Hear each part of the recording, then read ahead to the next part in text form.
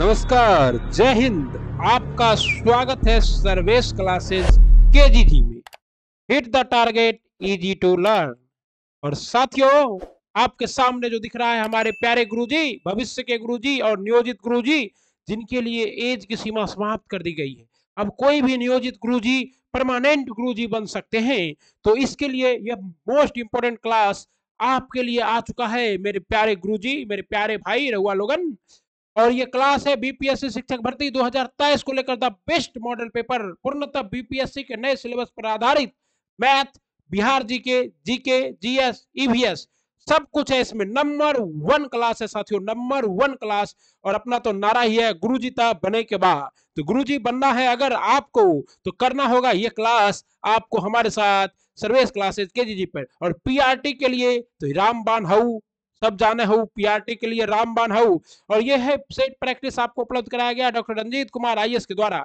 आइए इन set practice को करते हैं। उससे पहले आपने देख लिया है कि एग्जाम का डेट आ चुका है और पेपर में भी खबर आ चुका है, मैंने वो भी करा दिया है आपको। और साथियों, आपको अपने चैनल सर्वेश क्लासेस केजीजी पर शिक्षक भर्ती 2023 को लेकर तांडव सीरीज के तहत इंडियन पॉलिटी का कंप्लीट विवरण मिलेगा, मास्टर क्लास। अगर आपने अभी तक उन्हें नहीं देखा है तो जरूर देखें, आपको एग्जाम में बहुत मदद पहुंचने वाला है बीपीएससी शिक्षक भर्ती 2023 के लिए। साथियों, आपके बीच उपस्थित है पर्यावरण एवं पारिस्थितिकी, क्योंकि पीआरटी के एग्जाम में यह जो सब्जेक्ट है इकोलॉजी एंड ईवीएस, जो है environment and ecology, most important subject है, क्योंकि आपको बच्चे को यहीं से जोड़ कर पढ़ाना है। इसलिए इस क्लास को तो आप अवश्य देखें। जय विविधता दिवस के शुभ अवसर पर यह क्लास उपलब्ध कराया गया था आपको। और साथ ही साथ बायोलॉजी की एचडी क्लास तो आपको मिलता ही है। तो इन सभी क्लासों को देखने के लिए अगर आप जुड़ गए हैं तो जुड़ जाइए हमारे साथ सर्वेश क्लासेस केजीजी के साथ। ओके साथियों, और ये आपका जो आज का क्लास है, यह है the best model paper from doctor Ranjeet Kumar IAS, पूर्व प्राथमिक शिक्षा निर्देशक, बिहार सरकार। आइए आज का अपना प्यारा मॉडल सेट स्टार्ट करते हैं बिना किसी वक्त को गवाए। तो आइए स्टार्ट है आपके सामने आपका अपना मॉडल सेट, कंप्लीट एनालिसिस के साथ, कंप्लीट सिलेबस के डिस्कशन के साथ, एकदम डिटेल एनालिसिस के साथ। कोई भी नहीं होगा इसके टक्कर में, क्यों पड़े हो चक्कर में, कोई नहीं है टक्कर में। बोलो वृंदावन बिहारी लाल की जय। आइए स्टार्ट करते हैं प्यारे गुरुजी। निम्नलिखित में से कौन सा क्षेत्र, कौन सा संरक्षित क्षेत्र नीलगिरी बायोस्फीयर। सबसे पहले तो आप ये जानिए कि नीलगिरी है कहाँ। कोई नहीं बताएगा वेयर इज नीलगिरी, और कोई भी इतना डिटेल से नहीं करा सकता है। सब तो व्यू कमाने आते हैं और सब अपना चैनल मोनेटाइज भी नहीं है, इसलिए ये आपका क्या है, देखिए भारत है, भारत का पश्चिमी भाग है। यहाँ पर आपका केरल है, केरल का तट मालाबार तट, यहाँ है आपका कोरोमंडल तट, और दोनों का मिलन स्थल है यहाँ। और यहीं पर है आपका नीलगिरी। तो पश्चिमी घाट और पूर्वी घाट के मिलन स्थल पर आपका नीलगिरी बायोस्फीयर रिजर्व है, जो कि 3 राज्यों में फैला है, आपका कर्नाटका, तमिलनाडु और केरला में। और इसके तहत कौन सा नहीं आता है, यही आपसे पूछा गया है। साइलेंट वैली नेशनल पार्क बिल्कुल आता है, साइलेंट वैली नेशनल पार्क इसके तहत आता है। पेरियार राष्ट्रीय पार्क भी आता है। ओके, मिंदुमलाई राष्ट्रीय अभ्यारण्य भी आता है। और वायनाड, वायनाड वन्यजीव अभ्यारण्य, बांदीपुर राष्ट्रीय उद्यान, नागरहोल राष्ट्रीय उद्यान, मुखार्ती राष्ट्रीय उद्यान और मौन घाटी साइलेंट वैली आरक्षित क्षेत्र में मौजूद संरक्षित क्षेत्र। पेरियार राष्ट्रीय उद्यान और नीलगिरी बायोस्फीयर रिजर्व का हिस्सा नहीं है, सिर्फ और सिर्फ ये पेरियार, पेरियार, पेरियार राष्ट्रीय उद्यान। ये कहाँ है आपका, केरल में है। कहाँ है, केरल में है पेरियार। और केरल में ही एक नदी बहती है जिसका नाम क्या है, पेरियार। और ये नीलगिरी बायोस्फीयर रिजर्व जो है 1986 में घोषित किया गया बायोस्फीयर रिजर्व है, जो भारत का पहला बायोस्फीयर रिजर्व है साथियों। ओके साथियों,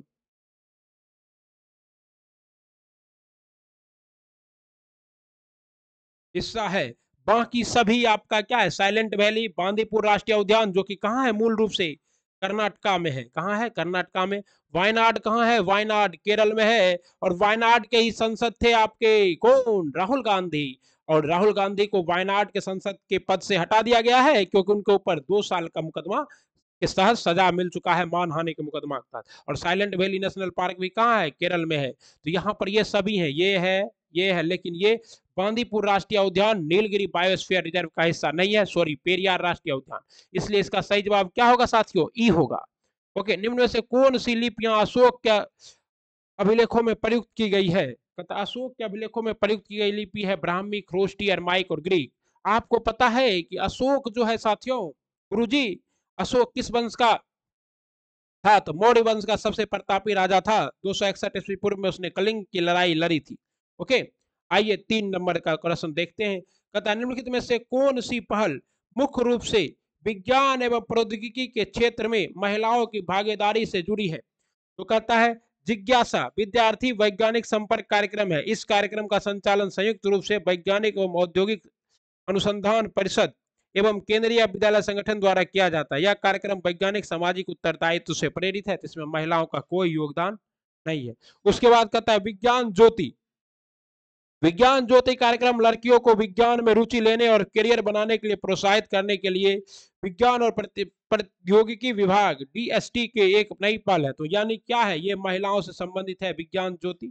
उसके बाद आपका देख लीजिए साथियों क्या है, गति योजना transforming institute for gender environment. तो ये भी आपका क्या है साथियों, सम्मिलित है किससे?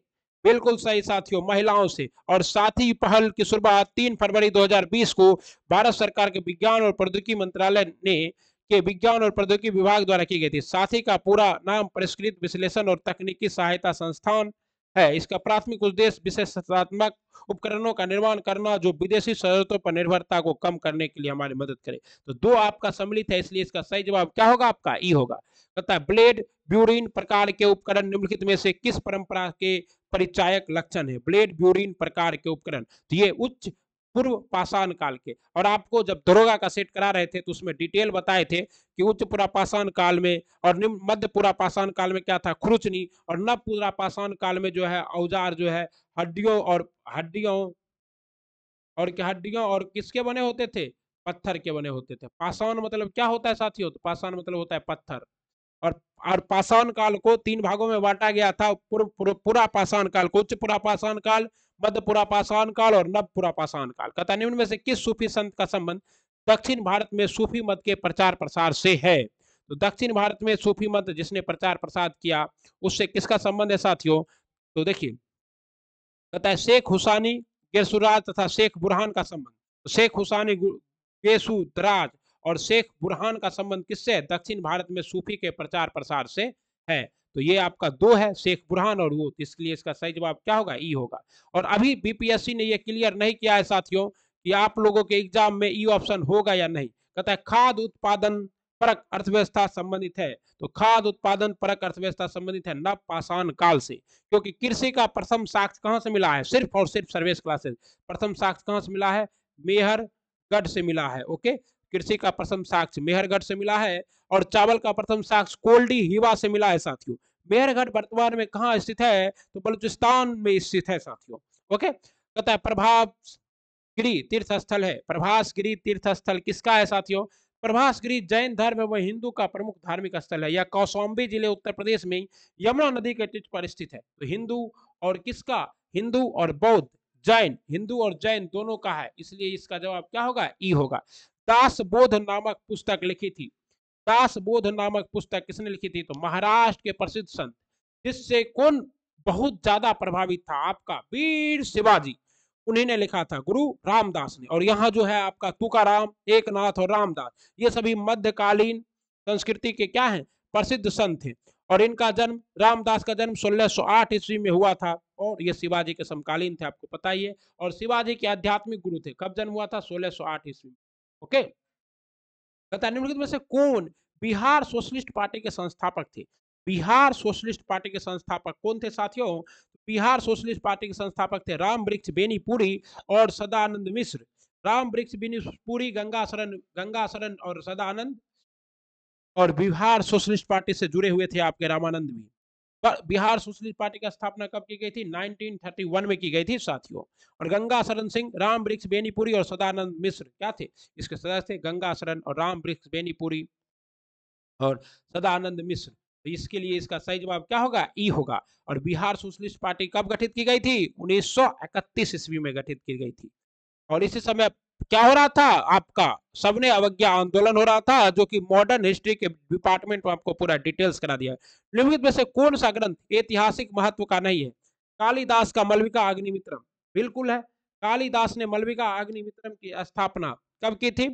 तो ये कालिदास, मलविका और अग्निमित्र, अग्निमित्र जो है पुष्पमित्र शुंग का भाई था और मलविका नाम की गौनिका से क्या करता था? मोहब्बत करता था और दोनों के बीच के प्रेम प्रसंग को कालिदास ने सचित्र वर्णन के साथ समझाया है। विशाख दत्त का मुद्रा राक्षस, ये भी सही है। और लेकिन बाण भट्ट का कादम्बरी, ये क्या है? ऐतिहासिक महत्व का नहीं है। कौन? बाण भट्ट का कादम्बरी। ओके, और बाण भट्ट किसके दरबारी कवि थे? तो बाण भट्ट जो है हर्षवर्धन के दरबारी कवि थे। ओके, और कलहन की राज तरंगनी से तो कश्मीर के इतिहास की जानकारी मिलती ही है, मिलती है। ओके, इतना डिटेल से कोई नहीं कराएगा, इतना डिटेल से आपको पीडीएफ में आंसर भी नहीं मिलेगा साथियों, इसलिए दबा के लाइक सब्सक्राइब और शेयर कीजिए और जुड़े रहिए। तथा प्राय समाचार पत्रों में देखा जाने वाला शब्द एस्पर्मिंग किससे संबंधित नहीं है? तो ये किससे संबंधित नहीं? कहता है एस्पर्मिंग धन शोधन की एक तकनीक है जिसमें बड़ी मात्रा में नकदी को छोटी लेन देन में शामिल किया जाता है। इस एकाधिक खाते को धन को क्या किया जाता है? धन को स्रोत से दूर ले जाने के लिए एक ऑफशोर बैंक खाते को स्थानांतरित किया जाता है। इस प्रकार लेन देन को आमतौर पर एक निश्चित सीमा के ऊपर के लेन देन की निगरानी करने वाले अधिकारियों द्वारा नोटिस से बचने के लिए किया जाता है। ये क्या है? धन शोधन का तकनीक है। और एनपीए और क्या है? ये वैश्विक व्यापार संरक्षणवाद। इसमें इसलिए इसका सही जवाब क्या होगा आपका? बिल्कुल सही, आपका सही जवाब होगा ई। तथा हिस्ट्री ऑफ ब्रिटिश इंडिया किसने लिखी? मोस्ट इंपॉर्टेंट पुस्तक है साथियों, हिस्ट्री ऑफ ब्रिटिश इंडिया, और इसने इसे लिखा है जेम्स मिल ने। किसने लिखा है? जेम्स मिल ने। ओके, और मैकाले को आप जानते ही हैं, भारत में 1835 में लॉर्ड मैकाले मिंट के तहत क्या किया गया? बिल्कुल सही, भारत में अंग्रेजी शिक्षा को बढ़ावा दिया गया। जेम्स टोड ने ही किसे आपका कहा? गुरु शिखर के पास माउंट आबू को क्या कहा था? संतों का टीला कहा था साथियों। कास्ट शब्द का उल्लेख सर्वप्रथम किस स्मृति में मिलता है? कास्ट शब्द का उल्लेख सर्वप्रथम आपको याग्लव्य स्मृति में मिलता है। किसमें मिलता है? याग्लव्य स्मृति में मिलता है। और कास्ट शब्द का पहली बार उल्लेख याग्लव्य, जबकि एक जाति के रूप में कास्टों का उल्लेख औसनम स्मृति में मिलता है। ओके, कहता है कपित राज सम्मेलन का संबंध किस आंदोलन से है?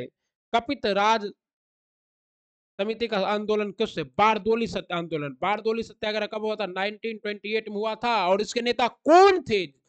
इसके नेता थे वल्लभ भाई पटेल। आप कहे सरदार नहीं बोले सर, क्योंकि बारदोली आंदोलन के बाद ही बारदोली की महिलाओं ने सरदार वल्लभ भाई पटेल को सरदार की उपाधि दी थी। और सरदार की उपाधि देने का काम किसने किया था? गांधी जी ने महिलाओं से लिया, बारदोली की महिलाओं से लिया और उन्हें दिया। मोपला विद्रोह कहां हुआ था? केरल में हुआ था। केरल केरल केरल। कब हुआ था? जब भारत में असहयोग आंदोलन चल रहा था तभी हुआ था।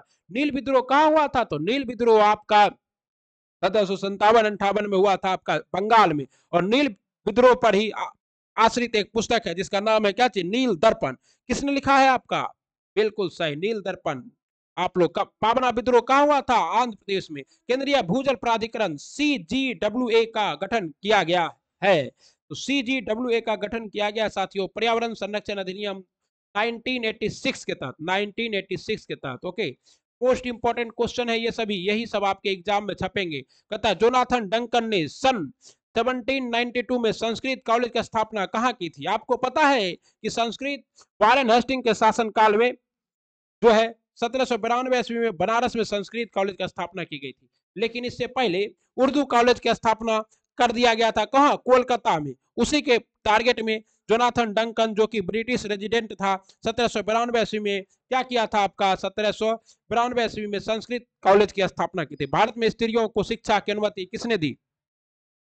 भारत में स्त्रियों को शिक्षा की अनुमति किसने दी? तो भारत में स्त्रियों को शिक्षा की अनुमति देने वाला था Lord Dalhousie. Lord Dalhousie. Okay, और आपको पता है कि 1844 में आया था 1844 में आया था चार्ल्स वुड्स डिस्पैच, जिसे भारतीय शिक्षा का मैग्ना कार्टा कहा जाता है। और यही वुड्स डिस्पैच में, कौन सा? वुड्स डिस्पैच में आपका क्या था? महिलाओं को शिक्षा देने का प्रावधान था साथियों। और ये इस समय कौन था आपका? तो डलहौजी था। तथा लॉर्ड विलियम बेंटिक ने सती प्रथा का अंत किया था। और लॉर्ड एलन बरो ने 1843 ईस्वी में दास प्रथा का अंत किया था। और हार्डिंग प्रथम के समय में क्या हुआ था साथियों? तो हार्डिंग प्रथम के समय में पंजाब और सिख और मराठा युद्ध हुआ था। को सुमेलित कीजिए और नीचे दिए गए कूट से सही उत्तर का चयन कीजिए। कहता है जामा मस्जिद को किसने बनाया था? बिल्कुल सही सोच रहे हैं साथियों आप। जामा मस्जिद का निर्माण किसने किया था? जामा मस्जिद का निर्माण हुसैन शाह सरकी ने किया था। किसने किया था? हुसैन शाह सरकी ने किया था। और उसके बाद आपका है मोठ मस्जिद। मोठ मस्जिद को किसने बनाया था? सिकंदर लोदी ने। और आगरा का भी स्थापना किसने किया था? सिकंदर लोदी ने। उसके बाद है आपका झांझरी मस्जिद। झांझरी मस्जिद को कौन बनाया था? इब्राहिम सरकी ने। किसने बनाया था? इब्राहिम सरकी ने झांझरी। और हजार सितूर महल को किसने बनाया था? अलाउद्दीन खिलजी में। और कुतुबुल इस्लाम मस्जिद को बनाया था कुतुबुद्दीन ऐबक ने। ओके, और इस तरह से आपका सही जवाब। एक बार और देखिए, जामा मस्जिद हुसैन शाह सरकी कहाँ स्थित है? दिल्ली में। मोठ मस्जिद कहाँ स्थित है? आगरा में। किसने बनाया था? सिकंदर लोदी ने। झांझरी मस्जिद किसने बनाया था? झांझरी मस्जिद को इब्राहिम लोदी ने बनाया था साथियों। और हजार सितून महल दिल्ली में है, अलाउद्दीन खिलजी। और कुतुबुल इस्लाम मस्जिद भी दिल्ली में है, जिसे किसने बनाया था? कुतुबुद्दीन ऐबक ने बनाया था। ऐसा इसका सही जवाब क्या है? सी है। ओके, आइए अगला देखते हैं। सहायक संधि स्वीकार करने वाला प्रथम राज्य था। देखिए, सहायक संधि। सहायक संधि किसके द्वारा लाया गया था? तो सबसे पहले सहायक संधि को भारतीय राजनीति में रखने वाले कौन थे? डुप्ले। डुप्ले डुप्ले फ्रांसीसी गवर्नर। लेकिन इसका सबसे ज्यादा प्रयोग कौन किया? Lord Wellesley. कौन किया? लॉर्ड वेलेजली ने प्रयोग किया था साथियों। और कहता है, और इसमें क्या था कि आप अपना संधि के तहत हमसे दोस्ती कर लीजिए, और उसके बाद आप अपना सेना उना न रखिए, और आपके सेना का क्या करेंगे? हम रख रखाव करेंगे, हम देख रेख करेंगे, आप सिर्फ वेतन दीजिए, और आपको इंग्लैंड की सुसज्जित सेना देंगे जिससे आपकी रक्षा। और 1798 में से 1798 में से सबसे पहले अपनाया था हैदराबाद के नवाब ने। Okay okay, any problem? और लॉर्ड जलहौजी याद रखिएगा, सहायक संधि से कौन संबंधित थे? Lord Wellesley. वेलेजली। और राज्य हड़प नीति से कौन संबंधित थे? लॉर्ड डलहौजी। ओके, निम्नलिखित में से कौन सा सुमेलित नहीं है? खम्स। खम्स क्या था? केरल। तो खम्स केरल में नहीं, तेलंगाना में है। कहाँ है? तेलंगाना। तेलंगाना के मुख्यमंत्री कौन है? आर चंद्रशेखर राव। आपको करंट अफेयर भी कराया जाता है हर दिन साथियों। आप लोग बस सर्विस क्लासेस केजीजी के साथ जुड़े रहे। ओके, अगला है आपका प्रकाशम। प्रकाशम कहाँ से था? आंध्र प्रदेश से। सही सुमेलित है। उसके बाद कहता है क्या चीज? कासारगोड। कासारगोड कर्नाटक नहीं, केरल। केरल। कासारगोड कहाँ है? केरल में है। और सीहोर मध्य प्रदेश में है। तो उपयुक्त में से कौन सुमेलित नहीं है? पूछा गया था कौन सुमेलित नहीं है, तो दो सुमेलित नहीं है, इसलिए इसका सही जवाब क्या होगा? ई होगा। ओके, निम्नलिखित में से कौन सा विकल्प बढ़ते क्रम में सही है? बढ़ते क्रम में सही है मतलब सबसे पहले क्या हुआ था साथियों? तो लखनऊ समझौता कब हुआ था? 1916 में हुआ था, गरम दल और नरम दल के बीच। इस समय अध्यक्षता कांग्रेस के किसने की थी? अंबिका चरण मजुमदार ने। चंपारण सत्याग्रह कब हुआ था? 1917 में हुआ था। गांधी जी राजकुमार शुक्ल के कहने पर बिहार के चंपारण में आए थे, और गांधी को महात्मा बनाने वाली यही धरती है, बिहार। और सहयोग आंदोलन हुआ था 1920 में। 1 अगस्त 1920 को स्टार्ट हुआ था, और सबने 1931 में। अतः यह पूरा क्या है? बढ़ते क्रम में एकदम सही से सजाया हुआ है, इसलिए कोई दिक्कत नहीं है। निम्न में से किसे ओवन मेरिडिथ के नाम से जाना जाता है? तो लॉर्ड लिटन को ओवन मेरिडिथ के नाम से जाना जाता है, क्योंकि लॉर्ड लिटन जो है ओवन मेरिडिथ के नाम से क्या करता था? अपनी कहानियां और पत्रिकाएं लिखा करता था। और लॉर्ड लिटन कब से कब तक? 1876 से लेकर 1880 तक। 1876 से लेकर 1880 तक भारत का क्या रहा था? गवर्नर जनरल रहा था। और लॉर्ड लिटन के समय ही क्या आया था? Vernacular press act. क्या आया था? Vernacular press act. Most important है, 1000 बार पूछा जाता है। ये चुट्टा था, 1878 में आया था। और इसे गेगिंग एक्ट भी कहा जाता है। लॉर्ड कर्जन के समय में वाइसराय जो बन गया था, ये लॉर्ड कर्जन। और बंगाल का विभाजन किया था लॉर्ड कर्नवालिस के समय में। सिविल संहिता आया था। और भारत में जो है आईसीएस का एग्जाम, जो आईपीएस का एग्जाम है, उसको स्टेब्लिश कराने वाले कौन थे? Lord Cornwallis. और लॉर्ड मियो के समय में नियमित जनगणना हुई थी, लॉर्ड मियो के समय में। और लॉर्ड मियो की हत्या ही कहां पे? अंडमान एंड निकोबार में गुफरान अली ने कर दिया था। ठगी को समाप्त करने वाले कौन थे? तो जनरल सलीमन। ठगी को समाप्त करने वाले कौन थे? जनरल सलीमन थे। और सलीमन ने ही कहा था पिंडारियों का क्या चीज? पिंडारियों को मराठा का कुत्ता कहा था। कौन? पिंडारियों। पिंडारियों को मराठा का शिकारी कुत्ता किसने कहा था? सलीमन ने कहा था। और ने ठगी प्रथा को खत्म कर दिया। और ठगी कौन सबसे ज्यादा करता था? तो वही पिंडारी करता था साथियों। ओके, लॉर्ड क्लाइव आपको पता ही है, लॉर्ड क्लाइव कलर के रूप में आया था, और भारत में अंग्रेजों की सत्ता को स्थापित करने में एक मजबूत व्यक्ति के रूप में काम किया। इसीलिए इसके बारे में कर्जन ने कहा था कि हमारे टापू पर हजारों वर्ष में एक ही ऐसा माई का लाल पैदा होता है। और वेलेजली को आप जानते ही होंगे, सहायक संधि के लिए कौन जाना जाता है? Lord Wellesley. रेगुलेटिंग एक्ट के द्वारा प्रथम सुप्रीम कोर्ट की स्थापना कहाँ की गई? कोलकाता में। और कब की गई? 1773 में रेगुलेटिंग एक्ट आया था और 1774 में कोलकाता में किया गया था। और लॉर्ड एलिजा एम्पे इसकी क्या थी? एम्पे इसकी मुख्य न्यायाधीश थी। Okay, any problem? No problem. और इस समय वायसराय कौन थे? तो वायसराय थे वारेन हेस्टिंग। कौन था? Warren Hasting. Warren Hasting.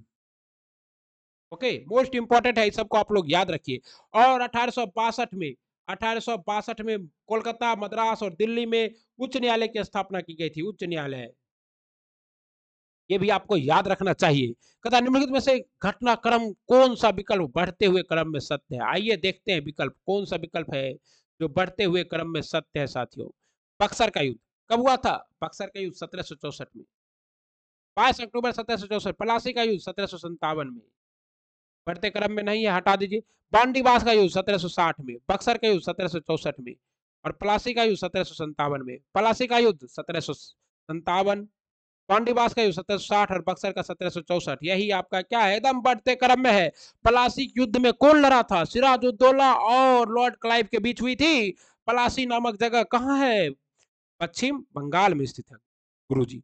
और बांडीवास के युद्ध में 1760 में जो है फ्रांसीसी और अंग्रेज के बीच में हुआ था और इसमें पहली अंग्रेज जीता और फ्रांसीसी सत्ता का अंत हो गया। और बक्सर का युद्ध 1764 में बिहार के बक्सर नामक स्थान पे हुआ था, जिसमें हेक्टर मुनरो की सेना ने बिहार भारत के संयुक्त 3 सेनाओं को, किसका? शुजाउद्दौला की सेना और मीर कासिम की सेना और शाह आलम द्वितीय की सेना को बुरी तरह पराजित किया था। सत्य शोधक मंडल की स्थापना किसने की? सत्य शोधक समाज की स्थापना ज्योतिबा फुले ने की थी। गुलामगिरी नामक पुस्तक भी किसने लिखी थी? ज्योतिबा फुले ने। और यह स्थापना कब किया था? 1873 में। 1873 में ज्योतिबा फुले ने संस्था की स्थापना की थी। वो ब्राह्मणों के आडंबर और उसके अवसरवादी धार्मिक ग्रंथों की बुराई करते थे और उन्होंने एक पुस्तक लिखी थी जिसका नाम क्या था? गुलामगिरी। क्या था? गुलामगिरी। और राजा राम मोहन राय ब्रह्म समाज की स्थापना करते हैं, आत्मीय समाज की स्थापना करते हैं, मिरातुल हुक्मरान निकालते हैं, महात्मा गांधी यंग इंडिया के संपादन करते हैं और आपका जो है भीमराव अंबेडकर बहिष्कृत भारत नामक पत्रिका निकालते हैं। सन 1906 में कांग्रेस का अध्यक्ष कौन था? सन 1906 में कांग्रेस के अध्यक्ष थे कांग्रेस के बहुवृद्ध नेता दादा भाई नेहरू जी। और 1906 का अधिवेशन कहाँ हुआ था? तो कोलकाता में हुआ था। कहाँ हुआ था? कलकत्ता। क्या दिक्कत नहीं गुरु जी? और इसी समय दादा भाई नेहरू जी ने सर्वप्रथम किसको दिया था? स्वराज शब्द को दिया था, स्वराज। ओके, और रास बिहारी बोस को आप जानते ही हैं। रास बिहारी बोस, देखिए एक घोष था रास बिहारी घोष, एक बोस। ये बोस जो है ये क्रांतिकारी था। लाला लाजपत राय भी क्रांतिकारी थे और गोपाल कृष्ण गोखले तो गांधी जी के क्या थे? राजनीतिक गुरु थे। गुरु गुरु गुरु। तथा सूची 1 का सूची 2 से सुमेलित कीजिए और नीचे दिए गए कूट का सही उत्तर दीजिए। नामदेव, नामदेव कहां से थे? महाराष्ट्र से। आपको पहले भी करा दिए हैं। चैतन्य महाप्रभु का जन्म कहाँ हुआ था? पश्चिम बंगाल में। सूरदास कहाँ से थे? उत्तर प्रदेश से। और नानक कहाँ से था? पंजाब से था साथियों। और ये सब क्या थे आपके? ये सब आपके जो है मोस्ट इंपॉर्टेंट मध्यकालीन समाज के क्या थे? धर्म सुधारक प्रचारक थे। ओके, इसका सही जवाब आपका क्या होगा? सी होगा साथियों। डाल लीजिए। 1 का 3, 2 का 1। ओके, कहता बंबई में नौसैनिक विद्रोह कब घटित हुआ था? तो बंबई में नौसैनिक विद्रोह घटित हुआ था फरवरी सन 1946 में। नौसेना का विद्रोह हुआ था और अंग्रेजों के आईएनएस तलवार पर भारतीय नौसैनिकों ने क्या लिख दिया था? अंग्रेजों भारत छोड़ो, करो या मरो। इससे अंग्रेज बुरी तरह क्या हो गए? बौखला गए। और भारतीय नौसेना ने क्या किया? एकदम जहाज में जो गोल जहाज का मुंह ताज होटल की तरफ घुमा दिया मुंबई के तट पे और बोला आप दो दो हाथ करेंगे। पूरा अंग्रेजी सेना डर गई थी और वहां से तो सैनिक आ रहा था ब्रिटेन से, बोला जाओ और जहाज बचे चाहे नहीं बचे जहाज सहित सबों को उड़ा दो। लेकिन अली मोहम्मद अली जिन्ना और सरदार वल्लभ भाई पटेल के क्या मध्यस्थता से यह आंदोलन खत्म हो गया था। बताए अकबर के सैन्य अभियान को कालक्रम में सजाइए। अकबर का सैन्य अभियान को कालक्रम। मालवा अभियान कब हुआ था? 1861 में। सॉरी 1561 में होगा अकबर का। कश्मीर अभियान कब हुआ था साथियों? 1586 में। 1586 में। गुजरात अभियान कब हुआ था साथियों? आपका 1572-73, 1572-73 में। और इसी अभियान के दौरान अकबर ने पहली बार क्या देखा था? समुद्र देखा था। और पहली बार अकबर किससे मिले थे? पुर्तगालियों से मिले थे। हल्दी घाटी का युद्ध कब हुआ था? 1576 में हुआ था, महाराणा प्रताप और अकबर के बीच। उसके बाद सिंध के पर आक्रमण कब हुआ था? 1595 में हुआ था। और असीरगढ़ का विजय 1601 ईस्वी में अकबर ने किया था। और ये अकबर का आखिरी क्या था? आखिरी आखिरी विद्रोह था। इसका सही जवाब क्या है आपका? सी है। Okay okay. और मालवा विजय के ही दौरान शेरशाह सूरी ने कहा था कि मुट्ठी भर चने बाजरे के लिए मैं अपना पूरा का पूरा विरासत खो देता। सूची 1 को सूची 2 के साथ सुमेलित कीजिए। एक बार देख लीजिए इसको। मालवा अभियान अकबर ने कब किया था? 1561 में। गुजरात अभियान 1572-73 में। कश्मीर अभियान 1586 में। हल्दी घाटी का युद्ध 1576 में। सिंध पर आक्रमण 1595 में। और असीरगढ़ की लड़ाई 1601 ईस्वी में। और अकबर मारा कब गया था? 1605 ईस्वी में मर गया था अकबर। और अकबर का जो मकबरा है वो सिकंदरा में था। ओके। और चूड़ामन जाट ने उस मकबरे से अकबर के अस्थि को निकाल कर जला दिया था। सूची 1 को सूची 2 के साथ सुमेलित कीजिए। ओके। ये क्या है आपके? लौह उत्पादक संयंत्र है। कहता है भद्रावती। भद्रावती कहां से है? तो भद्रावती केमान गुंडी से। सही है। भिलाई कहां से है साथियों? भिलाई है आपका राजहरा से। कहां है भिलाई? राजहरा से। जमशेदपुर कहां है आपका? तो जमशेदपुर है आपका गुरु महिसानी। और कुल्टी आसनसोल से क्या संबंधित है? गोवा संबंधित है। तो आपका सही सुमेलित क्या है? ए है। ए है। ए है। ओके। कहता आइए सूची 1 का सूची 2 के साथ सुमेलित कीजिए और सूची को नीचे दिए कूट का प्रयोग कर सही उत्तर चुनिए। नारियल। नारियल भारत में कहां से आया साथियों? तो नारियल भारत में आया प्यूपा न्यू गिनी से। केला कहां से आया साथियों? केला कहां से आया? इक्वाडोर से आया। मूंगफली कहां से आया साथियों? सेनेगल से। और चाय कहां से आया? केनिया से। ये क्या है? प्रमुख उत्पादक देश है साथियों। इक्वाडोर कहां स्थित है? दक्षिण अमेरिकी महादेश में स्थित है।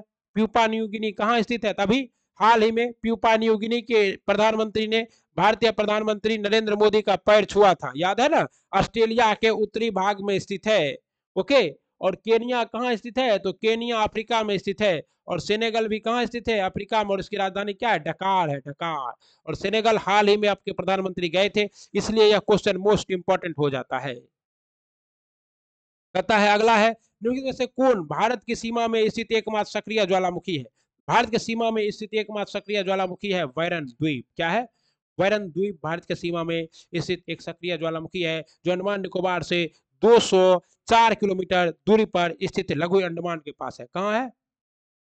लघु अंडमान के पास। Okay okay okay. भारत में भरमसन घाटी से बहने वाली नदियां हैं तो नर्मदा और ताप्ती। नर्मदा और ताप्ती भरमसन घाटी से बहने वाली नदियां हैं। नर्मदा का उद्गम अमरकंटक से होता है, बैतूल पहाड़ी। और ताप्ती का उद्गम उद्गम जो है आपका बैतूल पहाड़ी से होता है। इनमें से कौन अजैविक घटक नहीं है? देखिए आपको ईवीएस करवाए हैं पर्यावरण एवं पारिस्थितिकी, उसमें बताए हैं कि घटक दो होते हैं, जैविक और अजैविक। जिसमें जीवन है वो जैविक और जिसमें जीवन नहीं है वो अजैविक घटक। तो कार्बन डाइऑक्साइड कैसा घटक है? कहता अजैविक घटक नहीं है। तो शैवाल अजैविक घटक नहीं है, शैवाल क्या है? जैविक घटक है। वेगनर के अनुसार महाद्वीपीय प्रभाव के लिए में से कौन सा बल उत्तरदायी था? ये भी पूरा डिटेल से कराए हैं आपको ज्योग्राफी में वेगनर का। और वेगनर ने कहा था कि इसके लिए कौन सा जिम्मेदार है? वेगनर के अनुसार इसके लिए जिम्मेदार था आपका क्या चीज?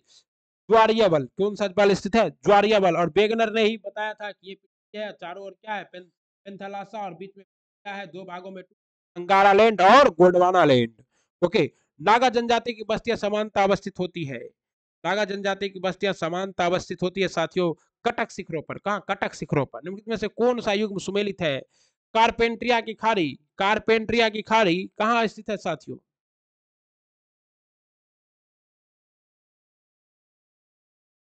कारपेंट्रिया की खाड़ी ऑस्ट्रेलिया के ऊपर स्थित है। कहाँ? देखिए इस तरह से ऑस्ट्रेलिया का मैप अगर आप बनाइएगा तो इस तरह से बनेगा। ओके। ये जो है यही क्या है आपका? कारपेंटिया की खाड़ी ऑस्ट्रेलिया। ओके। पोहाई की खाड़ी। पोहाई की खाड़ी पो नदी कहाँ है? इटली में। तो पोहाई की खाड़ी कहाँ होगी? पोहाई की खाड़ी। बिल्कुल सही आपका इटली में होगा पोहाई की खाड़ी। और टोकिंग की खाड़ी टोंकिंग की खाड़ी कहाँ है? वियतनाम में। कहाँ है? वियतनाम में है। और मर्तवन की खाड़ी। मर्तवन की खाड़ी आपका सही है म्यांमार में है। तो कहता है में से कौन सा युग्म सुमेलित है? तो आपका डी नंबर युग्म क्या है? सुमेलित है। मर्तवन की खाड़ी कहाँ है? और पोहाई की खाड़ी कंबोडिया में है। सॉरी कंबोडिया में। कहाँ है? कंबोडिया। ओके। बुशमेन का निवास स्थान क्या है? तो बुशमेन का निवास स्थान है कालाहारी। कालाहारी मरुस्थल कहाँ स्थित है साथियों? तो नामीबिया में। कहाँ स्थित है? नामीबिया में स्थित है। और नामीबिया कहाँ है? दक्षिण अफ्रीका महादेश के दक्षिण अफ्रीका देश के ऊपर स्थित है। ओके। आइए अगला सवाल देखते हैं। कहता है पृथ्वी का सर्वाधिक आयतन और द्रव्यमान पाया जाता है। पृथ्वी पर सर्वाधिक आयतन और द्रव्यमान पाया जाता है? तो आंतरिक कोण में, आंतरिक कोण में। पृथ्वी के 3 संरचना है, आपको पता है, सियाल, सीमा और नीफे। तो यहीं पर क्या होता है, सबसे ज्यादा द्रव्यमान और आयतन पाया जाता है। भूतापीय शक्ति मुख्यतः है। तो भूतापीय शक्ति कैसा शक्ति है साथियों? नवीकरणीय शक्ति है। कैसा शक्ति है? नवीकरणीय। नवीकरणीय किसे कहते हैं? जिसे बार बार नया किया जा सके। ओके, कहता है शांति मीन्स टू शांति प्रक्रिया 2015 में से किन देशों के बीच संबंधित है? तो मिंस शांति भी किसके बीच में हुआ था? रूस और यूक्रेन के बीच में हुआ था। क्या हुआ था? मिंस में ही हुआ था। और अभी भी रूस और यूक्रेन के बीच में युद्ध चल रहा है। और ये जो शांति हुआ था, ये रूस ने किसके ऊपर कब्जा कर लिया था? क्रीमिया के ऊपर कब्जा कर लिया था, उसी के लेकर हुआ था। इनमें से किस अधिनियम द्वारा केंद्र शासित प्रदेशों का अवधारणा को भारतीय संविधान में प्रस्तुत किया गया? आपको यह सवाल मैंने कराया है कि दिल्ली को किसके तहत दिया गया था, और यह है आपका संविधान का 7वां संशोधन अधिनियम 1956 के तहत क्या किया गया है साथियों आपका? तो भारतीय संविधान में केंद्र शासित प्रदेशों की अवधारणा को सम्मिलित किया गया है। ओके, कहता है निम्नलिखित में से कौन प्रशांत महासागर में स्थित नहीं है? कौन प्रशांत महासागर में स्थित नहीं है? आपको पता है साथियों, मेरियाना ट्रंच तो प्रशांत महासागर में है ही, टोंगा भी है और अल्पेशियन भी, लेकिन सुंडा कहाँ है? हिंद महासागर में। हिंद महासागर में कहाँ स्थित है? तो इंडोनेशिया के पास स्थित है सुंडा गर्त। इनमें से कौन भूमिकीय काल शिलाओं के अभिनव जमाव से विशेषता है? तो भूमिकीय काल शिलाओं से अभिनव जमाव से विशेषता कौन है? किसका है? होलेस्टीन काल का। और कहते हैं होलेस्टीन काल ऐतिहासिक काल है और यह ज्वालामुखी क्रियाओं का काल है। ओके, आइए अगला सवाल देखते हैं साथियों आपका। येलोस्टोन नेशनल पार्क कहाँ स्थित है? येलोस्टोन नेशनल पार्क संयुक्त राज्य अमेरिका में स्थित है। कहाँ स्थित है? संयुक्त राज्य अमेरिका में। वुड बफेलो नेशनल पार्क कहाँ स्थित है? कनाडा में स्थित है। अमेजन वन कहाँ स्थित है? ब्राजील में स्थित है। धौलाधर तथा पीर पंजाल की महत्वपूर्ण श्रेणियां अवस्थित है। धौलाधर और पीर पंजाल की महत्वपूर्ण श्रेणियां अवस्थित है साथियों आपका लघु हिमालय में। कहाँ? लघु हिमालय में अवस्थित है। धौलाधर और पीर पंजाल के बीच ही स्थित है आपका कौन सा? कश्मीर घाटी, वादियों का स्वर्ग। ओके, से कौन सा एकेश्वरवादी संत है? एकेश्वरवादी जो सिर्फ एक ही ईश्वर की पूजा करते हैं, ऐसे संत आपके कौन है? एकेश्वरवाद। कबीर भी है, गुरु नानक भी है, रैदास भी है और तुलसीदास क्या थे? एकेश्वरवादी नहीं थे। आपका सही जवाब क्या होगा? ई होगा। कबीर, नानक और रैदास, धन्ना, और एक धन्ना का भी नाम जोड़ लीजिए, ये सभी क्या थे? एकेश्वरवादी संत थे। भारत में कौन सी मिट्टी सर्वाधिक क्षेत्रफल में पाई जाती है? तो भारत में सर्वाधिक क्षेत्रफल में लगभग 43% क्षेत्रफल में पाई जाने वाली मिट्टी है जलोढ़ मिट्टी। ओके, और उसके बाद जलोढ़ मिट्टी के बाद है आपका लाल मिट्टी। सेकेंड नंबर पर क्या है आपका? लाल मिट्टी है। और थर्ड नंबर पर है आपका लेटराइट मिट्टी। और थर्ड नंबर पर सॉरी आपकी है काली मिट्टी, 15% के आसपास पाया जाता है। और उसके बाद आपका लेटराइट मिट्टी है 3.7%। ओके साथियों, भारत में अरावली पर्वत का निर्माण हुआ है। अरावली पर्वत श्रेणी का निर्माण काल किसके तहत हुआ है? मेसो कार्लोडोनियन युग के तहत। अरावली का किसके तहत हुआ है? कार्लिडोनियन युग के तहत। अनुपातिक प्रतिनिधित्व प्रणाली की व्यवस्था से कोटा निम्न में से कौन सी संख्या होती है? कोटा, अनुपातिक। कोटा क्या होता है साथियों? तो कोटा होता है जितने मत एक सदस्य को निर्वाचित घोषित करने के लिए आवश्यक होते हैं, उतने मत को ही क्या कहते हैं? अनुपातिक प्रतिनिधित्व प्रणाली। और इससे किसका चुनाव किया जाता है? राष्ट्रपति का। ओके, अगला देखिए, कहता है भारत में दलविहीन प्रजातंत्र की अवधारणा का प्रतिपालन किया था। भारत में दलविहीन का प्रतिपालन किसने किया था? जयप्रकाश नारायण ने किया था। मोस्ट इंपोर्टेंट है। और जयप्रकाश नारायण ने एक नारा दिया था जिसका नाम क्या था? संपूर्ण क्रांति। और संपूर्ण क्रांति नारा को जयप्रकाश नारायण किसके तहत देते हैं? बिल्कुल सही साथियों, प्यारे गुरुजी, जयप्रकाश नारायण आपको पता ही होगा कि ये दिवाली के मौके पर हजारीबाग जेल से भागकर नेपाल के राजविलास जंगल में आजाद दस्ता का गठन करते हैं।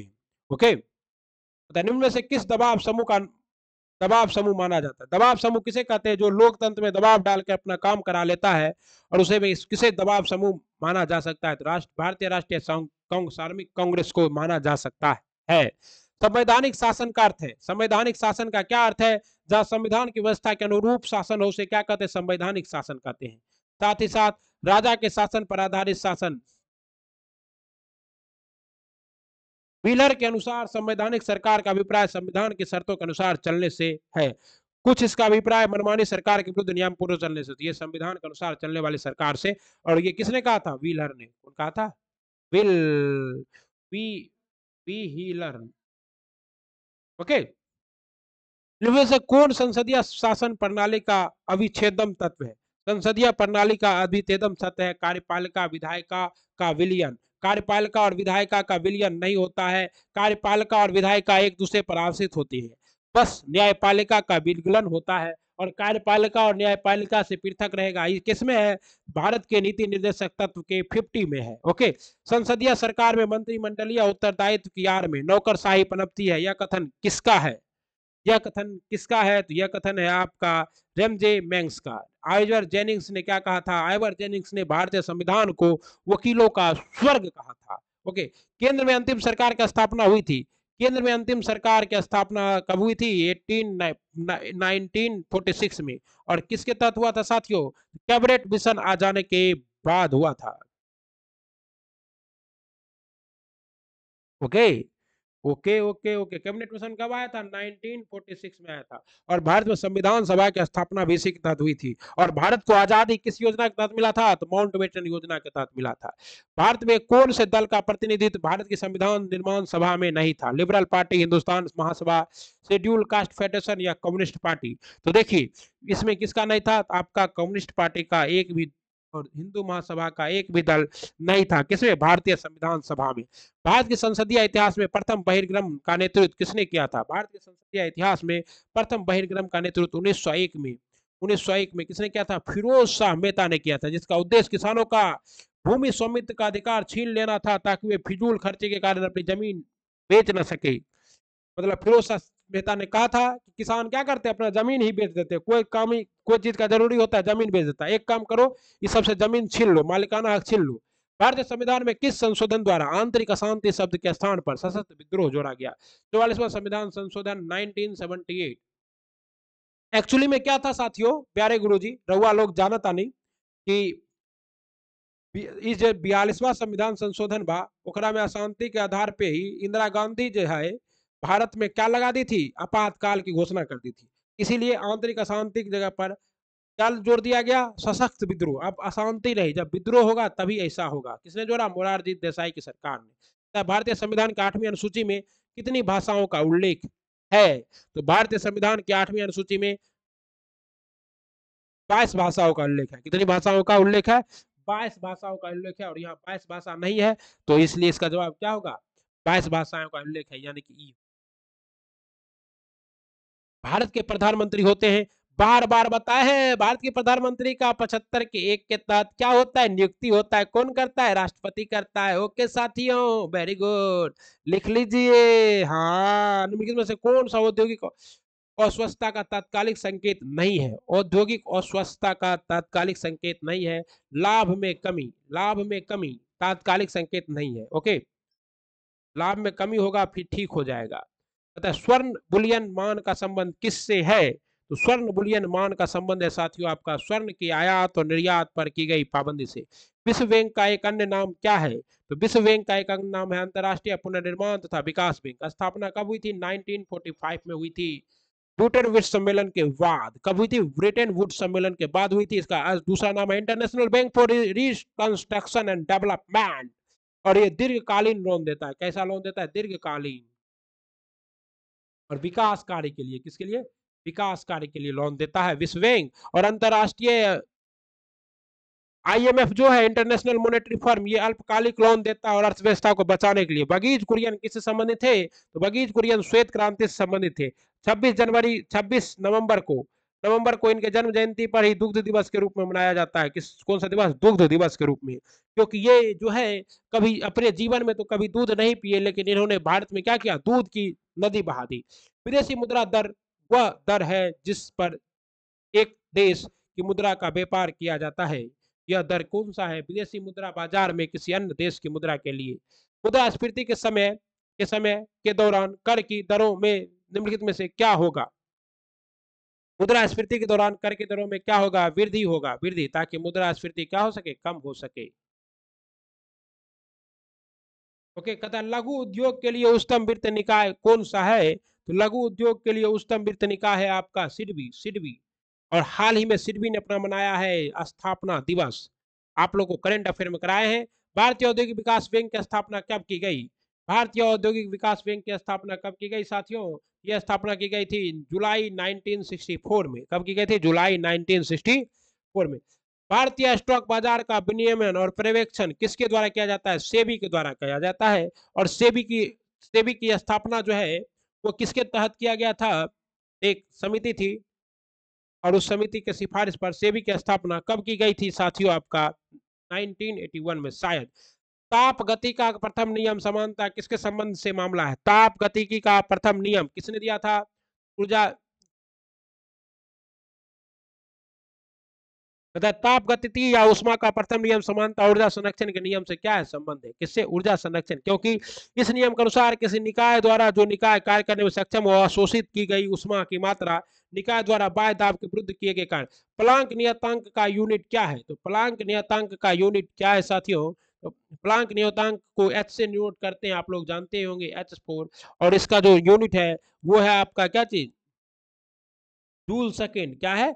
जूल सेकेंड है। और प्लांक नियतांक का मान कितना होता है? तो 6.626 गुना 10⁻⁻34। ओके। एक श्वेत तथा चिकनी सतह कैसी होगी? एक श्वेत तथा चिकनी सतह जो है वो ताप का अच्छा परावर्तक और खराब अवशोषक तथा अच्छा परावर्तक होगा। खराब अवशोषक तथा अच्छा परावर्तक होगा। ओके। और काली सतह इसके ठीक विपरीत होगा। ठीक ना? इसीलिए गर्मी में हमें कैसा कपड़ा पहनना चाहिए? बिल्कुल सही। अभिक्रिया ऊष्मा निर्भर नहीं करती है। अभिक्रिया ऊष्मा निर्भर नहीं करती है। किस पर निर्भर नहीं करती है साथियों? तो उस पथ पर जिस पर अंतिम उत्पादन प्राप्त किया जाता है। दो धातुओं का सोल्डन किसके गुण के कारण संभव होता है? दो धातु कैसे चिपक जाते हैं साथियों? तो दो धातु का आसंजन बल के साथ। और को पता है दो विभिन्न प्रकार के धातुओं का चिपकना असंजन और एक ही प्रकार के परमाणुओं का चिपकना या अणुओं का चिपकना क्या कहलाता है? ससंजन कहलाता है।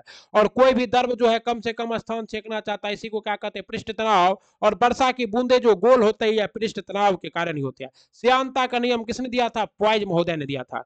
जब किसी प्रसन्न खंड को पानी में डुबाया जाता है तो वह समान में पानी को विस्थापित कर देगा। जितना उसका द्रव्यमान होगा और जितना उसका आयतन होगा, किसके एस्पेक्ट में वो क्या करता है? विस्थापित करता है। आयतन के एस्पेक्ट में विस्थापित करता है। ओके। कथन में से सब अधिक जलन किससे पैदा होता है? सबसे अधिक जलन किससे पैदा होगा? भाप से। किससे होगा? भाप से पैदा होगा। पदार्थ का परमाणु किसने प्रतिपादित किया था? पदार्थ का परमाणु किसने प्रतिपादित किया था? डाल्टन ने। पदार्थ क्या है? परमाणुओं से बना है। परमाणु सिद्धांत किसने दिया था? डाल्टन ने। और डाल्टन ने कहा था परमाणु अविभाज्य है। आगे चलकर यह परमाणु विभाज्य हो गया। कौन से दो आधारभूत बल को न्यूट्रॉनों के बीच आकर्षण बल उपलब्ध करा सकते हैं? आधार बल को न्यूट्रॉनों के बीच आकर्षण बल कौन एस्टेब्लिश कराता है? आपका सही जवाब है गुरुत्वीय और नाभिकीय बल। ब्रह्मांड का सबसे ताकतवर बल है गुरुत्वीय बल। छिन्न बल है लेकिन दो बड़े बड़े पिंडों के बीच काम करता है। नाभिकीय बल बहुत ताकतवर है लेकिन इसका एरिया क्या होता है? बहुत कम होता है। बहुत कम। सिर्फ नाभिक के अंदर ही होता है। प्रोटॉन और इलेक्ट्रॉन को बांधे रखता है। परमाणु का तत्व 29 किससे संबंधित है? तो आप इसका क्या कीजिएगा? 29 का प्राइम फैक्टराइजेशन कीजिएगा तो जो बाह्य तत्व में होगा वही होगा। और बाह्य तत्व में क्या होता है? डी। और ये जो 29 है ये किसका है आपका? ये क्रोमियम कॉपर तथा क्रोमियम दोनों जिसका परमाणु क्रमांक 29 एवं क्या है? 24 है। तो कॉपर का है। किसका है? कॉपर का। और कॉपर धातुएं किसमें आती है? डी ब्लॉक में। निम्नलिखित में से किस देश की सीमा कैस्पियन सागर से नहीं लगती है? कैस्पियन सागर जो विश्व की सबसे बड़ी झील है, इससे चीन की सीमा कैसे लगेगी? चीन यहाँ आसपास भी नहीं है। अमोनिया का एक गुण कौन सा है? अमोनिया का एक गुण कौन सा है? तो अमोनिया क्या करता है? इसके जलीय विलयन में लाल लिटमस पत्र क्या हो जाता है? नीला हो जाता है। पुरानी किताब का कागज भूरा किसके कारण हो जाता है? तो पुरानी किताब का कागज जो है भूरा, ये सेलुलोज के ऑक्सीकरण के कारण हो जाता है। पीतल में क्या है? तो पीतल पिताजी तांबा और जस्ता। पीतल में क्या है? तांबा और जस्ता है। ओके। मानव शरीर में प्रचुर मात्रा में कौन सा तत्व है? तो मानव शरीर में प्रचुर मात्रा में आयरन उपलब्ध है। आयरन। और आयरन की कमी से तो आपको पता है एनीमिया नामक बीमारी हो जाती है।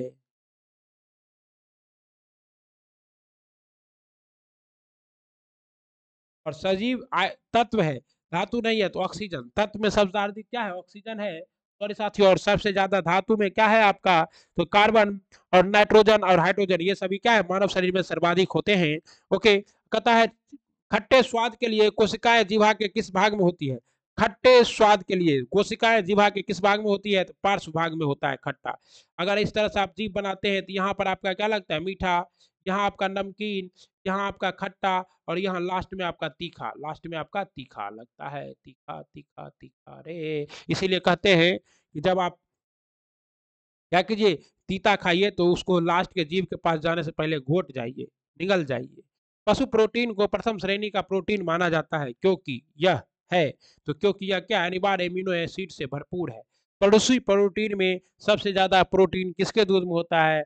याक के दूध में, बकरी के दूध में, रेंडियर के दूध में। ओके साथियों, निम्नलिखित में से वह पदार्थ कौन सा है जो 14 वर्ष की आयु तक के बच्चों के विकास के लिए अत्यंत आवश्यक है? यह पदार्थ आपका कौन सा है साथियों? बिल्कुल सही, यह है आपका प्रोटीन। कहते हैं छोटे बच्चे को प्रोटीन देना ही चाहिए। ओके, आइए, लाल चने से कौन सा एंजाइम मिलता है? तो लाल चने से मिलने वाला एंजाइम है आपका डाइस्टेट्स। क्या है? डाइस्टेट्स, डाइस्टेट्स है। और लाल चने को अरहर और तूर के नाम से भी जाना जाता है, जो विकासशील देशों में उगाई जाने वाली प्रमुख दलहनी फसल है। एंजाइम होते हैं, दुनिया के सारे एंजाइम क्या होते हैं? प्रोटीन होते हैं। लार किसके पाचन में मदद करता है? तो लार स्टार्च के पाचन में मदद करता है। अन्न एक समृद्ध स्रोत है स्टार्च का, अन्न एक समृद्ध स्रोत है किसका? स्टार्च का समृद्ध स्रोत है साथियों। दूध से दही में स्कंदित करने वाला एंजाइम क्या है? दूध से दही को स्कंदित करने वाला एंजाइम क्या है? रेनिन। दूध में कौन सा एंजाइम पाया जाता है? रेनिन पाया जाता है। हमारे जठर रस में भी कौन सा एंजाइम पाया जाता है? रेनिन पाया जाता है। और धीरे धीरे बुढ़ापा में ये कम होते जाता है, इसलिए कहता है बूढ़ा आदमी को दूध नहीं पचता है। कहता है निम्नलिखित में से किसका संश्लेषण यकृत द्वारा किया जाता है? विटामिन डी का संश्लेषण किसके द्वारा किया जाता है? यकृत के द्वारा किया जाता है।